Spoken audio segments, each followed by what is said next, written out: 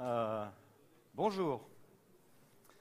Nous allons parler aujourd'hui de Google App Engine et comment Google App Engine évolue dans la plateforme cloud de Google. Je vous promets, vous pourrez aller manger après, donc j'espère que vous allez tenir jusqu'à la fin. Je suis Ludovic Champenois, je travaille à San Francisco. Mon bureau, c'est le bâtiment qui est là. C'est les bureaux à San Francisco, donc c'est vu d'un peu plus haut. Et l'équipe d'App Engine est principalement là-bas.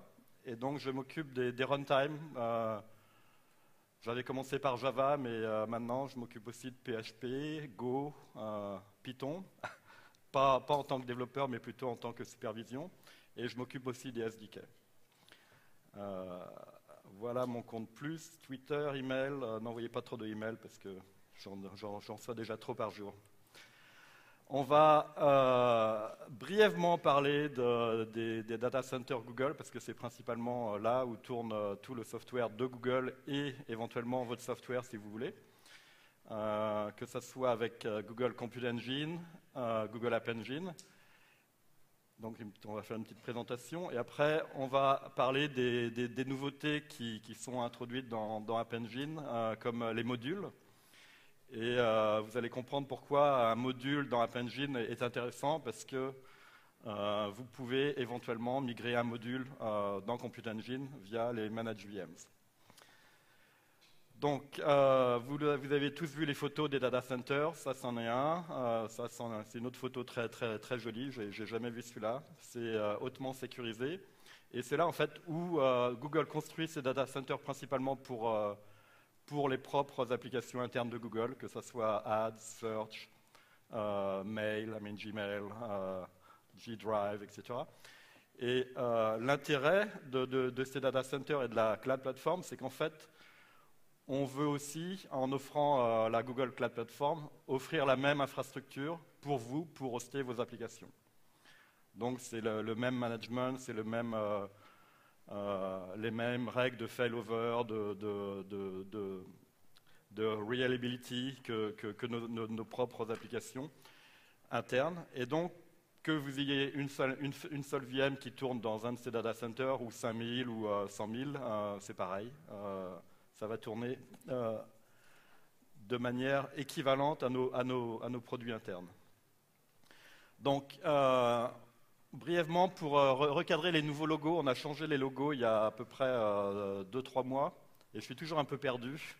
J'aimais bien le petit logo App Engine qu'on avait avant, mais bon, on a essayé d'unifier, parce qu'en fait, on veut unifier tous les produits de la plateforme, puisqu'ils sont très complémentaires, en fait. Et c'est ça l'intérêt. Donc, App Engine, c'était au milieu, c'est sorti en 2006 et depuis ça a évolué et c'est devenu un très gros produit de plateforme as a service. Vous l'avez peut-être essayé, vous l'avez peut-être quitté parce qu'il ne faisait pas ce que vous vouliez, mais c'était un des premiers dans ce monde-là.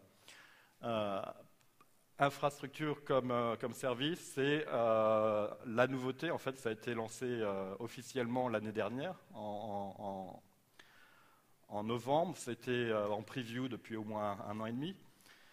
Donc, en fait, c'est ça la plateforme visible du public. C'est ce qu'on appelle Google Cloud Platform. Il y a d'autres éléments qu'on va brièvement évoquer. Et puis autrement, il y a la partie Software as a Service que je suis sûr que la majorité d'entre vous utilisez, que ce soit Google Drive, Google Docs ou Gmail. D'accord? Donc effectivement, tous ces services, à la fois publics pour vous, tournent sur les mêmes data centers de Google.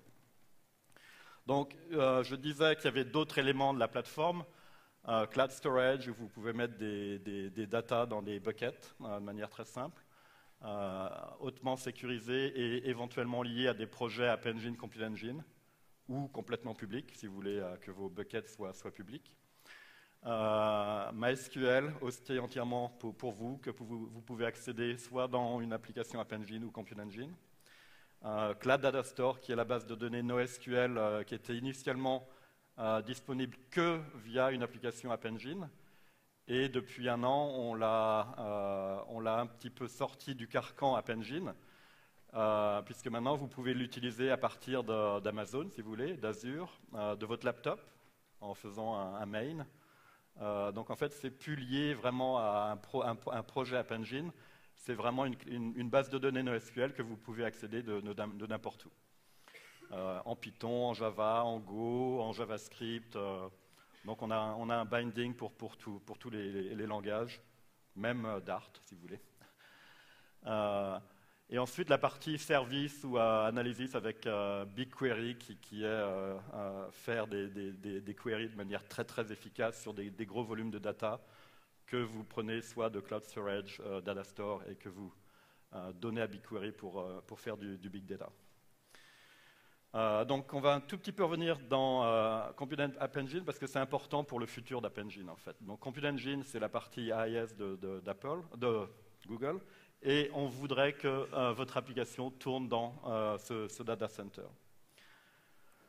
Donc on va faire une petite démo plutôt que voir des slides. Je vais aller dans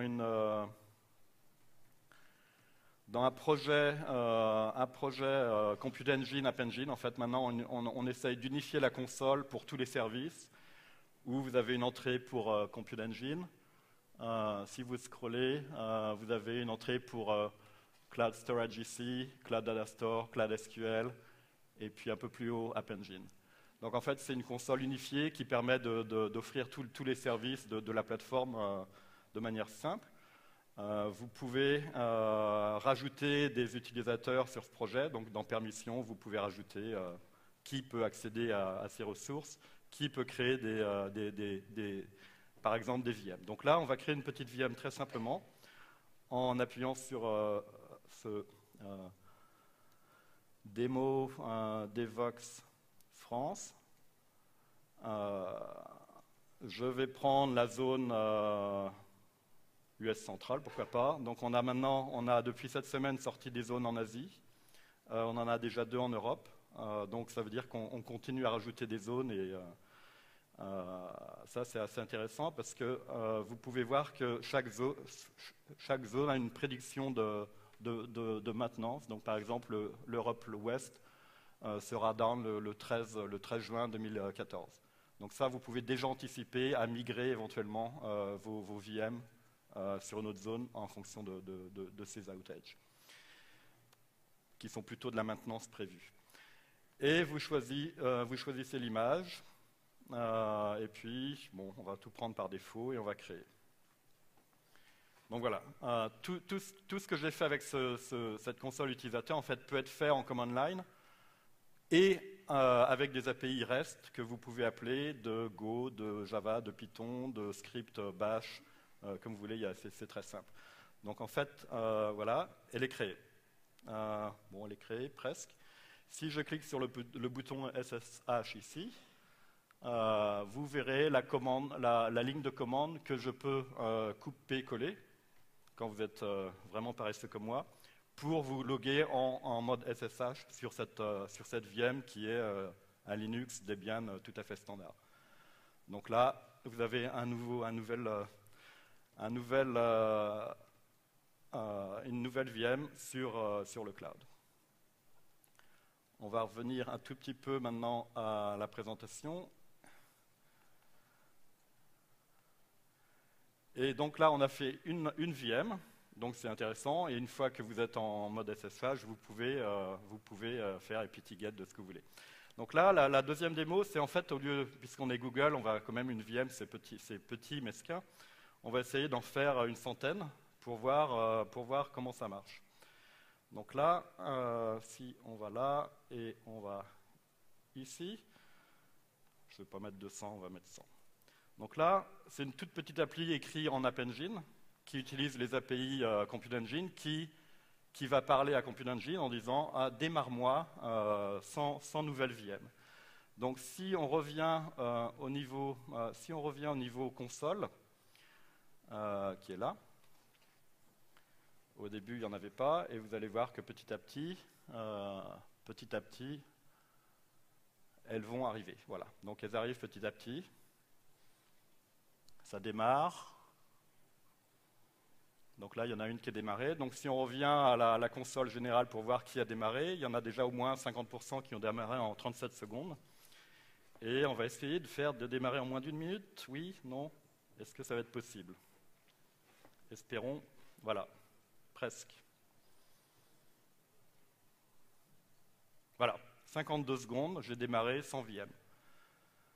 Donc j'ai démarré sans VM, je peux me loguer sur elle ou éventuellement via script, je peux installer tout ce que je veux, provisionner et puis vraiment démarrer un cluster assez conséquent avec toutes ces VM, sachant que chaque VM a je ne sais pas combien de corps, mais un certain nombre de corps et de caractéristiques. CPU, là on va regarder combien elle en a. C'est donc un corps et 4 gigas de mémoire. Donc voilà. Je vais les arrêter parce que bon, ça coûte un petit peu d'argent. Et nous allons continuer la présentation. Donc là, en fait, bon, il y a 3 mois, on mettait plus d'une minute à démarrer ces 100 VM. Maintenant, on met moins d'une minute. Et bon, c'est une course. Un jour, on atteindra peut-être 30 secondes ou 20 secondes, peut-être. C'est un truc intéressant à suivre. Donc, vous venez de voir en fait la création de VM de manière simple, soit par une web UI, soit par des API contrôlées par une autre web UI un peu plus toy. Donc, c'est relativement simple. Après, vous avez une VM Linux ou NVM Linux qui tourne dans le cloud. C'est hautement sécurisé. Au moins autant que la sécurité Google peut apporter, et je pense que c'est une des plus sévères au monde. C'est connecté au Google Network, ça veut dire qu'en fait pour accéder au cloud storage, donc les buckets dans lesquels vous pouvez mettre des terabytes, ça va être dans le même network interne de Google, donc les temps d'accès sont faramineux. En fait, j'ai jamais vu un network aussi impressionnant que le network de Google, donc c'est hallucinant. Que vous accédez à votre cloud SQL aussi, ça va être en network interne à partir de vos VM ou d'App Engine. Provisionnement rapide et simple, vous venez de le voir, même moi j'y arrive, c'est pas compliqué. Facturation flexible, ça c'est assez aussi intéressant, c'est qu'en fait la VM n'est plus facturée à l'heure comme d'autres concurrents, mais facturée à la minute, au bout de 10 minutes. C'est-à-dire que si vous avez un job qui tourne en 11 minutes, vous ne payez que 11 minutes de ce job, même si vous retuez la VM à la fin. Donc là, vous disiez, au lieu de payer 1 heure comme chez un concurrent, je préférais avoir 6 VM qui vont tourner pendant 10 minutes chacune. Donc je pourrais faire mon traitement 6 fois plus rapide pour le même prix. Donc là, vous disiez, ah ouais, au lieu d'avoir une grosse VM, c'est peut-être plus intéressant d'avoir N VM et de penser en mode distribué. Donc effectivement, vous en tant que développeur, ça vous demande un petit peu plus de matière grise pour gérer ce traitement distribué, mais en fait c'est très très avantageux. Et en fait, c'est la base même de tout ce qui se fait chez Google. Tout se fait sur des petites VM, mais à l'échelle 1000, 10 000, 100 000, 1 million. Donc c'est vraiment ça le DNA de Google. Disque dur jusqu'à 10 terabytes. Et Green Computing, bon ça tourne sur les data centers de Google qui sont les plus efficaces au niveau énergie. On fabrique nos propres centrales électriques ou on fabrique nos propres systèmes de refroidissement de manière optimale pour l'instant pour utiliser le moins possible d'énergie. Donc j'ai déjà dit facturation à la minute, au moins 64 types d'instances. Donc là vous avez le choix. Vous pouvez même apporter votre propre OS si vous voulez. Enfin, vous pouvez faire des images custom si vous y arrivez. Par exemple, on verra peut-être tout à l'heure Debian to Docker, c'est d'autres images qui vont apparaître. En plus d'une VM, en fait, vous avez un environnement de metadata dans lequel vous pouvez, via la console ou via des API, créer des variables d'environnement qui pourront être récupérées par vos VM. Donc ça, c'est aussi intéressant pour passer de la donnée de manière très simple sans être obligé de faire un SSH. On a introduit récemment un load balancer, on fait du monitoring via la console ou des API. Vous pouvez snapshotter vos disques. et les réutiliser en clonant sur d'autres VM. Donc en fait, préconfigurer une VM comme vous voulez, après faire un snapshot qui peut être cloné à l'infini. Bien sûr, j'ai déjà évoqué le Command Line Interface et les REST API pour faire tout ce qu'on peut faire avec la console. Donc voilà, c'était créé.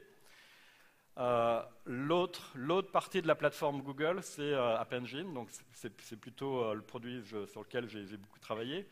On vient changer de logo. Voilà, c'était l'ancien logo, le nouveau logo. Et il faut le retenir.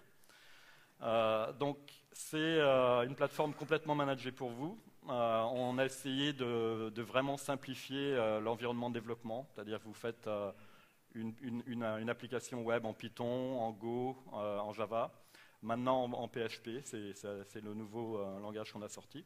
Et vous regardez que votre code, vous ne savez pas si votre application va tourner sur une instance qui va être démarrée sur demande ou sur 1000 instances.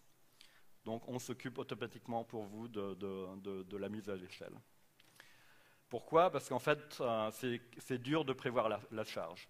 Il y a un an, il y avait une petite boîte de 3 personnes qui a démarré une petite application qui s'appelait Snapchat. Et il y avait 3 utilisateurs sur cette application. Et donc, on démarrait une instance de temps en temps quand il y avait de la demande pour faire du Snapchat. Qui connaît Snapchat? Qui utilise Snapchat? Non, pas beaucoup. Bon, qui a des enfants qui utilisent Snapchat? En fait, le problème, il est là, c'est vraiment les enfants Vous êtes tous trop vieux, en fait, pour utiliser Snapchat. Ce sont vraiment... J'étais obligé de m'y mettre parce que c'est comme ça que je communique avec mes enfants. Et donc, pour revenir à la prédiction de charge, Snapchat, au jour d'aujourd'hui, tourne sur App Engine depuis le début. Et en novembre l'année dernière, ils échangeaient 400 millions de photos par jour. Et la croissance est exponentielle. Donc je ne peux pas dire le chiffre aujourd'hui, mais essayez d'imaginer le nombre de photos par jour envoyées dans le monde. Et c'est assez marrant parce que vous ne l'utilisez pas encore, mais je suis sûr que vous allez l'utiliser d'ici un an. Pourquoi? Parce que le peer pressure ou les enfants, vos enfants, ne vont plus pouvoir communiquer avec vous à SMS. Vous êtes obligé d'avoir un compte Snapchat. Désolé. Voilà. Un petit peu lent à l'affichage. C'est vide.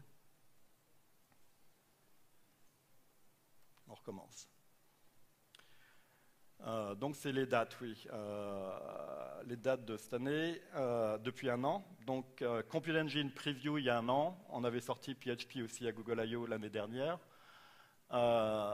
On a rajouté une couche Memcache dédiée pour App Engine.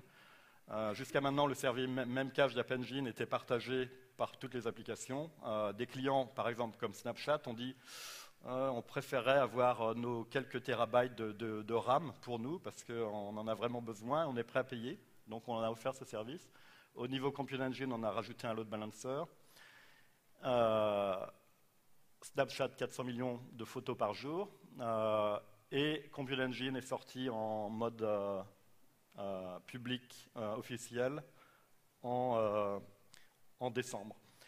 Et puis, il y a 3 semaines, on a annoncé de manière assez publique à un cloud event à San Francisco le concept de Managed VM qu'on va voir maintenant. Donc, des chiffres, marketing, 4,7 millions d'applications qui tournent sur la plateforme. Snapchat, c'en est une. Mon blog, c'est une deuxième. 28 milliards de requêtes par jour dans en fait, sur les pages App Engine. En gros, ça veut dire que chaque être humain fait à peu près 4 requêtes par jour sur une application qui est hostée sur App Engine. Il y a beaucoup d'applications internes qui tournent, de Google qui tournent sur App Engine, donc en fait, vous l'utilisez sans le savoir. 6300 milliards, donc c'est 6,3 trillions, c'est des trillions, je crois, d'opérations cloud data store par mois. Si on regarde l'évolution, on en était à 2 il y a 2 ans, à 4 l'année dernière, donc en fait, vous voyez la tendance. c'est loin d'être fini. Donc ça veut dire que de plus en plus de gens utilisent Cloud Data Store, qui est vraiment une base de données scalable à l'infini. Rapidement, l'architecture App Engine qui n'a pas changé en fait depuis 2006. Quoi. Enfin, vous imaginez, depuis 2006, c'est un petit peu ce qu'on avait déjà sorti. C'était une ferme d'app server. Donc, c'est des instances qui tournent, qu'on peut démarrer, que Google pouvait démarrer en demande dans les data centers Google, sur lequel on ne tournait qu'un seul process, que ce soit un process Go, Python ou Java, dans lequel on tournait votre web application. D'accord ? Et on scalait ça, on le mettait à l'échelle entre 0 et des milliers. Avec la partie front-end qui est partagée avec tout Google, donc là où il y a du caching, il y a la terminaison SSL, toute la partie sécurité, et tous ces front-ends sont partagés avec tous les services Google, donc App Engine, c'en était un. Et puis des services, donc le data store, le même cache, des user services pour faire du logging, etc., etc. Donc ça n'a pas vraiment changé depuis 2006. Le fait que ça tourne dans des VM à l'intérieur des data centers de Google en 2006, on a été obligé de sécuriser la plateforme. Pourquoi ? Parce qu'on ne voulait pas que vous voyiez d'autres applications qui tournent dans la même machine. Donc on n'avait pas vraiment une isolation comme on peut avoir maintenant avec une VM, une vraie VM. Donc c'est là le changement important de ce qui se passe avec ManageVM. Donc avant de passer sur le concept de ManageVM, l'année dernière, on a sorti un nouveau concept. Avant, dans App Engine, on avait un concept de front-end et de back-end, où front-end, la requête était limitée à 60 secondes, parce que c'était vraiment un layer pour servir du trafic web. Et puis une notion de back-end où vous pouviez poster des tâches avec TaskQueue, où là, votre requête pouvait s'exécuter sur plusieurs heures ou jours, quoi.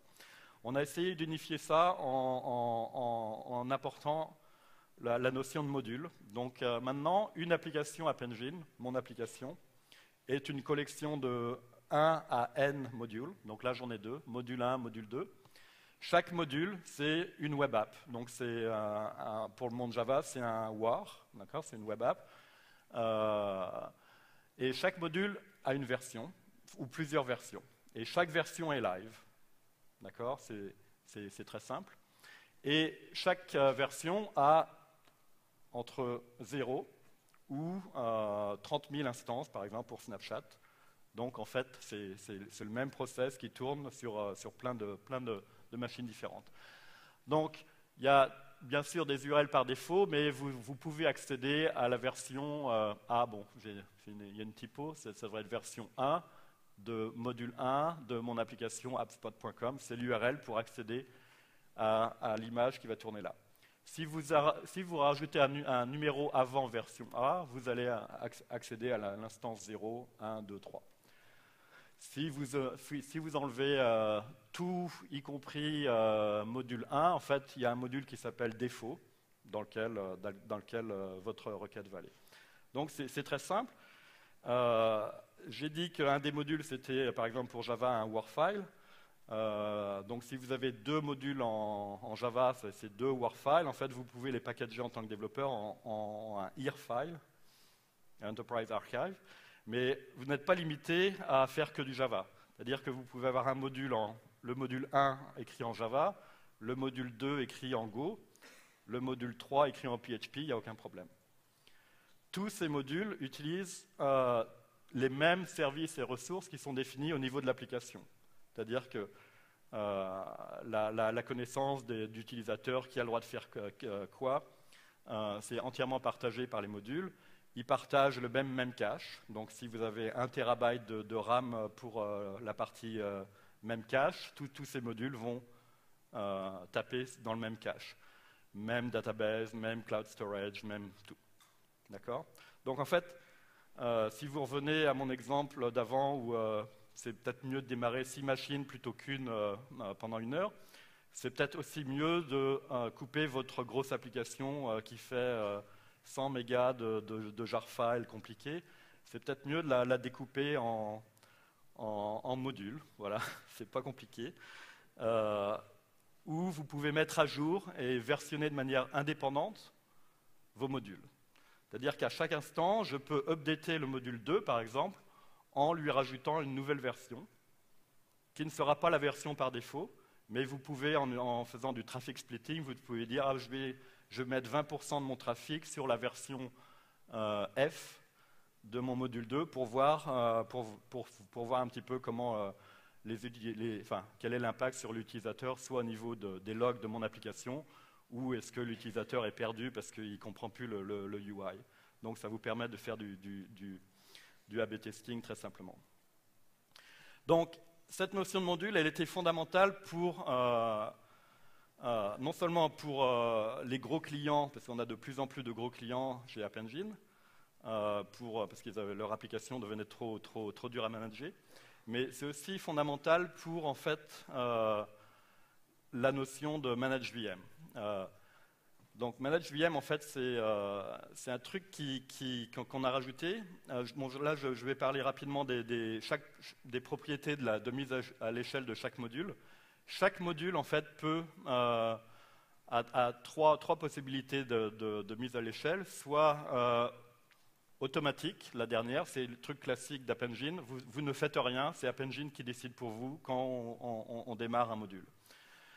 Ensuite, vous pouvez dire manual scaling. En fait, vous fixez le nombre d'instances que vous voulez. Donc, vous faites 5. Donc, le module 3 aura 5 VM alloués pour lui.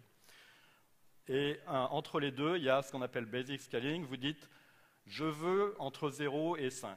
C'est-à-dire, au-delà de 5, ce n'est pas la peine d'embouter parce que soit j'ai pas assez d'argent ou c'est inutile.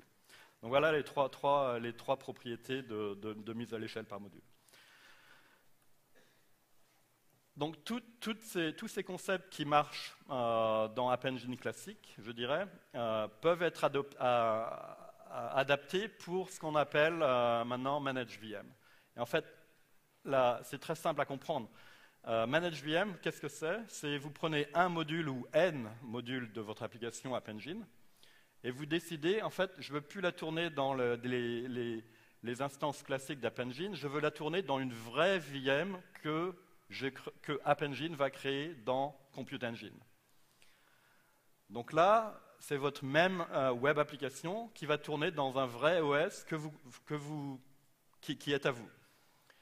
Et donc là, l'intérêt, c'est que puisque au niveau sécurité, l'OS est secure au niveau de l'OS lui-même, nous n'avons plus, nous en tant qu'App Engine Runtime, nous n'avons plus à rajouter la couche de sécurité qui était nécessaire avant.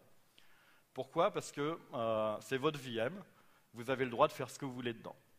Donc vous avez le droit de faire apt-get, my memory leak library, si vous voulez. Vous avez le droit de faire un system exec à partir de Java, etc shutdown, pourquoi pas? Il n'y a aucun problème. Vous avez le droit de faire tout ce que vous voulez. Donc en fait, vous avez l'avantage d'App Engine classique, donc pratiquement rien à faire. Pour faire tourner votre application de manière scalable. Et puis, vous avez la flexibilité de Compute Engine où vous dites, je voudrais installer ma librairie C++ qui fait du traitement d'images et je voudrais l'appeler en JNI avec Java parce que c'est ça que je veux faire. Donc là, on vous donne les deux. Et en fait, l'intersection entre les deux, en jaune, c'est exactement ça. C'est une ManageVM. En fait, c'est un des modules de votre application ou tous les modules de votre application qui tournent sur Compute Engine. Donc là, puisque c'est un module d'une application, il a accès à toutes les ressources d'App Engine. C'est-à-dire qu'il a accès au même cache, au même data store, au même Cloud SQL, aux mêmes autorisations qui a le droit de faire quoi dans votre application, puisque c'est un des modules ou tous les modules. Donc, c'est très simple à comprendre. Alors maintenant, sous le capot, comment ça marche? Donc, on a un vrai OS qui tourne dans Compute Engine. Donc, ça, c'est le logo Compute Engine. On a toute la partie service d'App Engine qui est là, disponible. Donc, Memcache, TaskQueue, Monitoring, Cloud Data Store. Et puis, par défaut, on fournit une couche web server, application serveur JVM pour tourner votre application.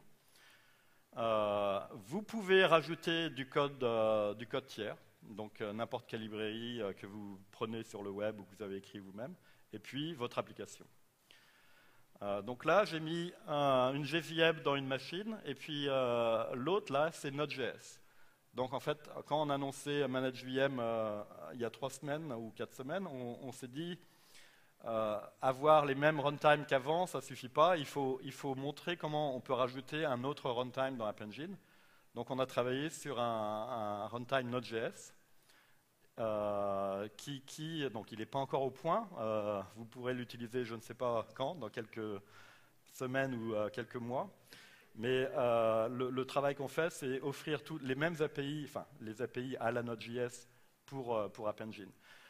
On a aussi annoncé le même jour que les gens de Dart travaillaient sur un runtime Dart pour App Engine.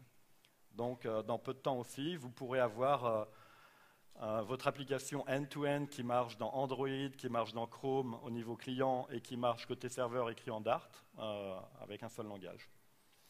Tout en utilisant les mêmes caches, TaskQueue, Datastore d'App Engine.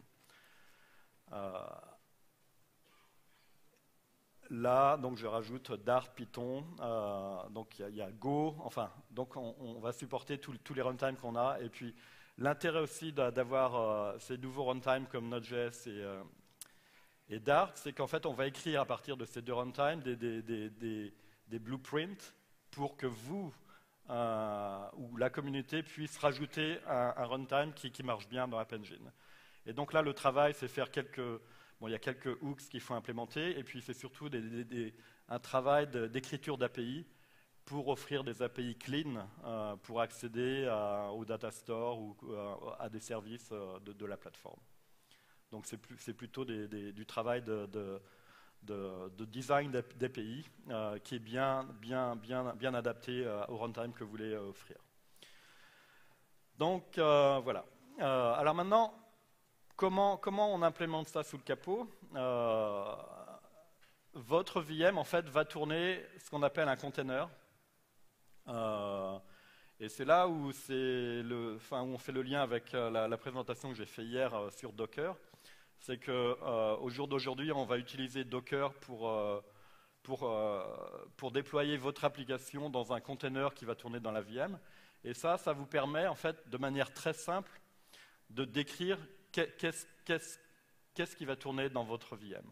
Et donc la façon la plus simple pour nous, c'était d'utiliser un Dockerfile, qui est une recette de création de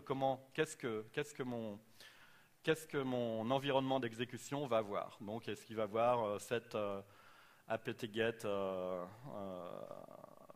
un package ou un wget que vous prenez sur Internet, vous installez n'importe quoi, vous compilez ce que vous voulez. Donc ça va construire votre container et après, App Engine va le tourner. Donc on continue à travailler, puisque c'est toujours en développement, mais on continue à travailler, dans peu de temps ça va être en accès preview.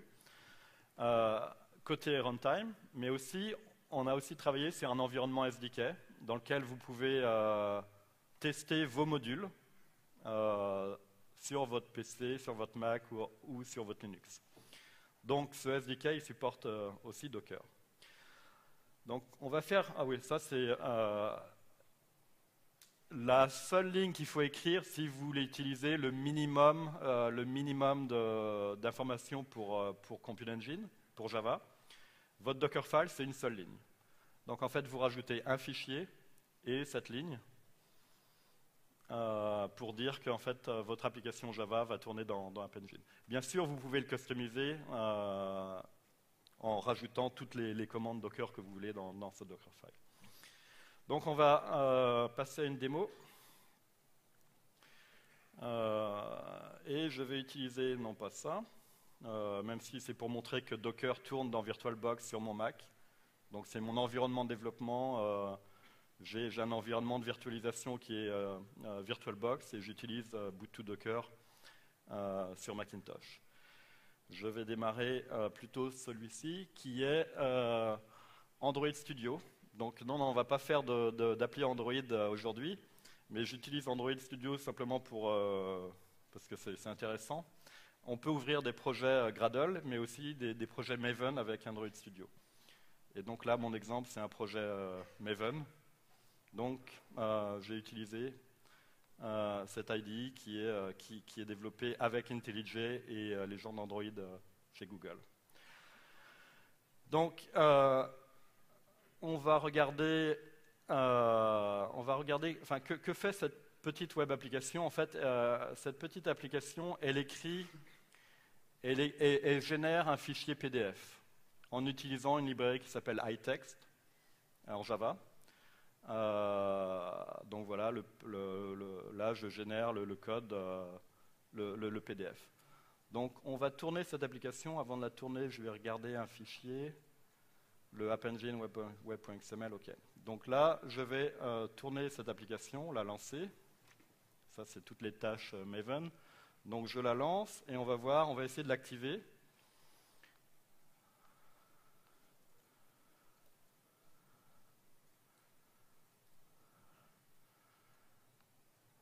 Je vais essayer d'activer PDFgen. Et là, oups, ça ne marche pas. Ça ne marche pas, et en fait, l'erreur vient de Google App Engine, qui dit attention, la librairie iText, là, utilise cette classe de Java qui vient d'AWT et qui n'est pas sécure. C'est-à-dire que si vous utilisez cette classe dans votre site web, je peux la hacker. Je peux faire un memory overflow et voir tout ce qu'il y a dans votre VM. Peut-être. Peut-être, pourquoi? Parce que AWT point, c'est du code natif. Et vous connaissez bien les limites du code natif. Donc en fait, Java AWT point, c'était une classe interdite dans l'environnement Java App Engine, pour des bonnes raisons. En fait, on n'est pas bête, on l'a vraiment limité parce qu'on n'était pas assez confident pour l'exposer. Donc voilà, donc là vous tournez dans App Engine classique, vous pouvez utiliser Java sauf quelques trucs. Donc on va changer cette application là. Et en fait je vais faire deux choses, enfin non, une seule chose. Je vais d'abord tuer celui-là parce qu'il ne marche plus. Et je vais dire dans ce qu'on appelle l'application web.xml, ce fichier-là qui configure ma web application, je vais dire deux choses. Je vais dire VM true. Donc en fait, je vais passer en mode VM. Et vous rappelez les propriétés de scaling. En fait, je vais dire je veux manuel scaling avec une instance. D'accord? C'est tout. Donc là, je vais sauver. Et je vais relancer le serveur.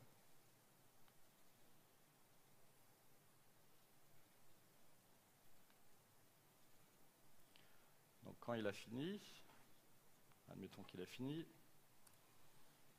Donc voilà. Donc là c'est intéressant parce que je vois mon PDF. Quand je fais un save as, c'est un vrai PDF document. Qui a été créé à 19h57, non, UTC, avec App Engine 1.2, et ce qui est assez marrant, c'est cette ligne-là. Donc là, je tourne sur un Macintosh, et j'imprime le système property os.m. Donc je devrais plutôt avoir Mac, non? Et alors, donc, là, il met Linux. Pourquoi? Parce qu'en fait, quand je passe en mode terminal et que je fais un docker ps, là, je monte l'environnement de développement Docker. En fait, vous voyez que Docker a démarré un container qui s'appelle VM Java 7 dev, et ça, c'est le nom de mon application, le nom de mon module et la version.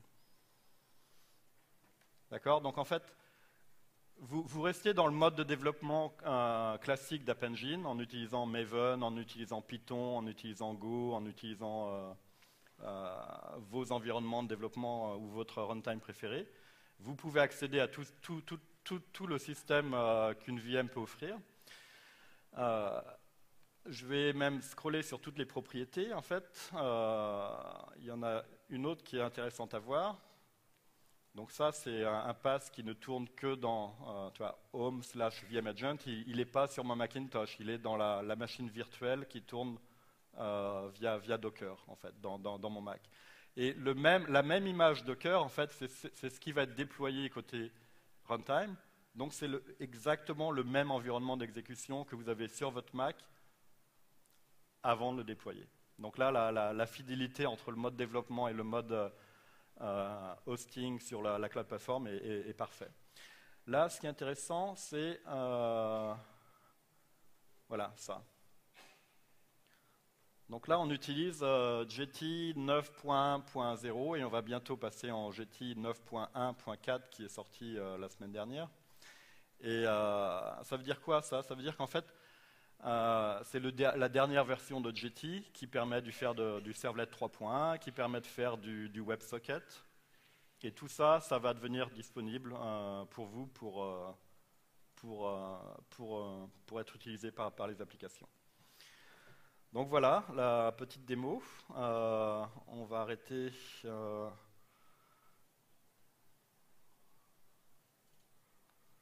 va arrêter ça. On va essayer de voir combien de slides il reste. Oups.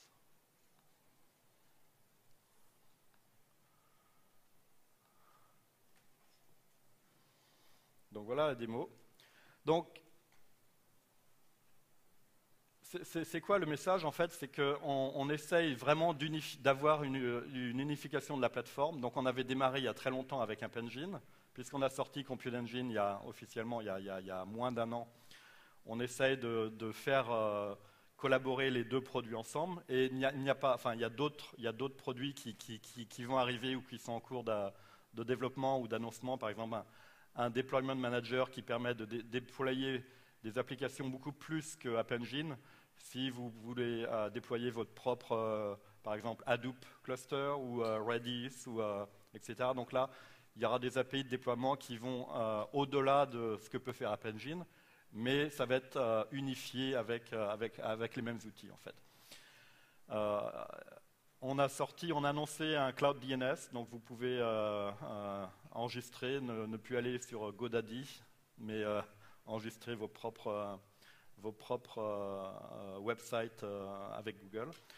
On a aussi annoncé des nouvelles instances de VM avec Windows. Donc si vous voulez vraiment être hosté du Windows sur Cloud Platform, vous pouvez maintenant. Et donc voilà à peu près tous les logos. C'est pour ça que c'est un hexagone en fait, c'est essayer d'imbriquer les briques ensemble pour unifier la plateforme. Je finis par dire que bon, la partie App Engine jusqu'à maintenant avait une couche gratuite.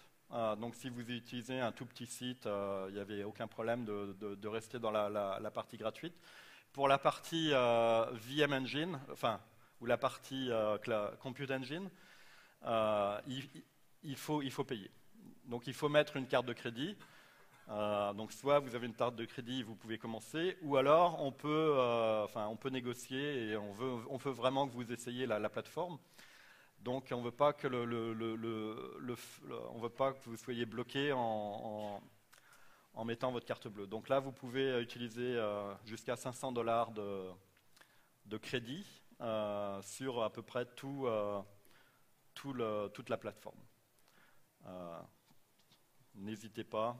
Je pense que le lien est aussi au café, qui est aussi le stand Google. Je ne sais pas si vous avez remarqué, mais c'est le stand Google.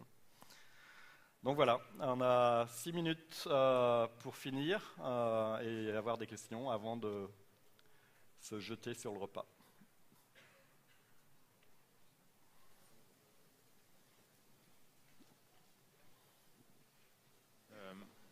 L'apparition des managed VM, c'est pas à terme la fin des runtime traditionnels, parce qu'au final. Non.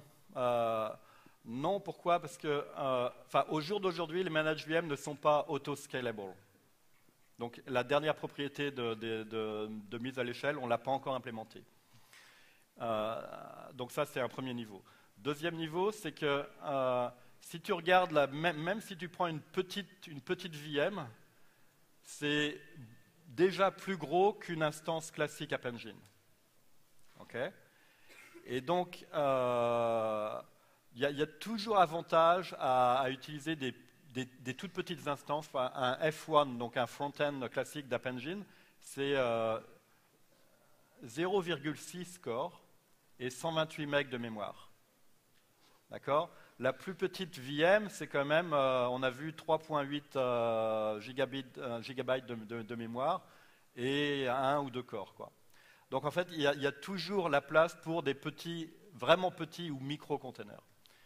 Alors peut-être que ces petites instances vont un jour, dans quelques mois, années, je ne sais pas, migrer sur des instances plus petites qui vont tourner dans Compute Engine. Mais pour l'instant, c'est toujours avantageux de pouvoir aussi utiliser ces petites instances. Oui. Tout le monde n'a pas besoin de toute la partie native. Il y a beaucoup de gros clients qui sont satisfaits même avec les limitations que l'on a imposées sur les petites instances.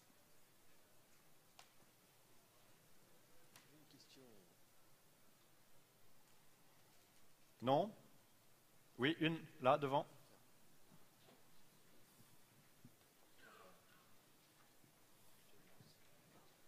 Quand j'utilise une managed VM, comment se passent les patchs? C'est moi qui ai besoin de gérer les patchs par rapport Alors, donc là, on est en plein débat dessus. Donc je pense que, même si on n'a pas pris de décision officielle, je pense qu'il y aura au moins deux modes.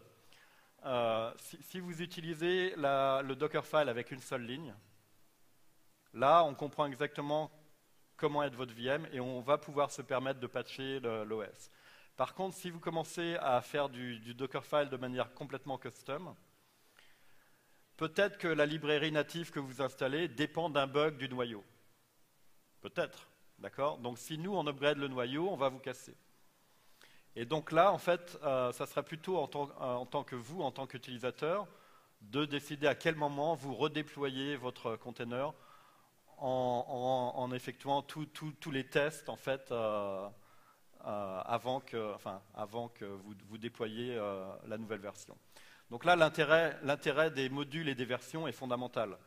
C'est-à-dire que vous pouvez garder votre module 3, version 4 tel qu'il est, commencer à patcher OpenSSL ou n'importe quoi qui est dans votre container, le déployer en version 4. Les deux versions seront live, d'accord? Et vous décidez avec le traffic splitting lequel vous voulez mettre en œuvre entre 0 et 100%. Donc, ça ne va plus être le même modèle que App Engine classique parce qu'il y a des fois où il n'y a que vous qui pouvez savoir quand est-ce que vous pouvez faire l'upgrade. Oui. Combien de containers on peut mettre par VM? Est-ce qu'il y a une limite? Alors, au jour d'aujourd'hui, 1. Donc là, dans le mode développement, vous pouvez tourner N containers dans le mode développement pour N modules. Donc si votre application a 3 modules, vous pouvez les développer sur votre Mac. Mais quand vous allez les déployer, au jour d'aujourd'hui, on va utiliser 3 VM. Donc c'est la première version, donc on en est à un mapping 1 pour 1. Ce qui ne veut pas dire qu'on ne va pas passer à un mapping 1 pour N, donc N containers per VM. Mais on n'en est pas encore là. Merci. Oui. Attends. Merci. Bonjour. Pour suivre sa facturation, je voulais savoir comment c'était fait, si c'était dynamique. Et, par exemple, si je voulais utiliser $500, qu'on m'avertisse un petit peu avant que je dépasse. L'avertissement, je sais pas si on avertit avant que le quota ait excédé. Un petit peu avant, une microseconde avant, 10 minutes avant, 1 an avant, c'est dur à quantifier, je ne sais pas. Non, c'est à vous de vous loguer dans la console et de regarder. Mais effectivement, si dans la nuit vous avez 400 millions d'utilisateurs, ça risque de poser un petit problème pour $500, quoi. Bonjour. Oui. En fait, on a vu que pour les managed VM basés sur Linux, pour assurer la compatibilité entre le poste de travail et l'infracloud, vous vous basez sur les Docker files. Et pour les prochaines managed VM basés sur Windows, cette compatibilité sera assurée à partir de quel... Donc sur Windows, Windows c'est un operating system qu'on offre dans Compute Engine, mais on ne l'offre pas pour App Engine Managed VM, quoi. Je ne connais pas vraiment l'histoire et en fait je sais pas du tout comment va réagir Windows Azure avec la vague open source des containers, parce que je ne connais pas encore peut-être qu'il y en a une. Si vous connaissez, dites-la moi. Peut-être qu'il y a un concept de conteneur dans la plateforme Windows Azure, mais je ne l'ai pas encore vu.